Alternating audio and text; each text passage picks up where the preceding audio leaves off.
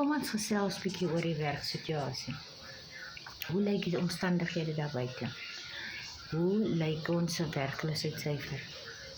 En hoeveel werke is beskikbaar vir byvoorbeeld vir leerjaars matrikulante, vir die wat 2 jaar en 3 jaar gelede skool verlaat het.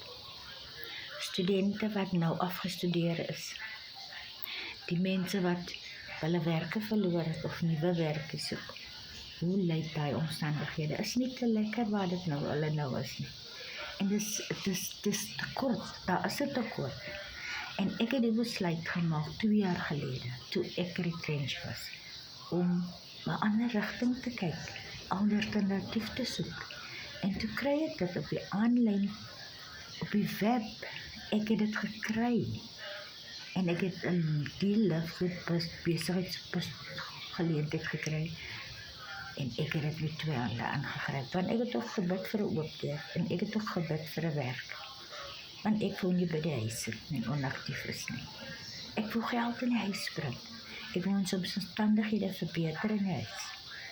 So ek wil my familie 'n lewe van keuses gee. En dit het vir my gekos. Opstaan, my afstof en oorbegin. Maar waar ek vandag is, was ek nie verlede jaar Januarie nie. So as jy wil 'n kans kry om iets anders te doen en 'n inkomste te genereer vir jou familie, vir jouself, gryp die geleentheid aan met 2 hande. Want dit gaan vir jou gee 'n 5 dae betaaldag, 5 maand betaaldag, né? En 5 keer 'n maand gaan jy betaal word. En elke een van die maand.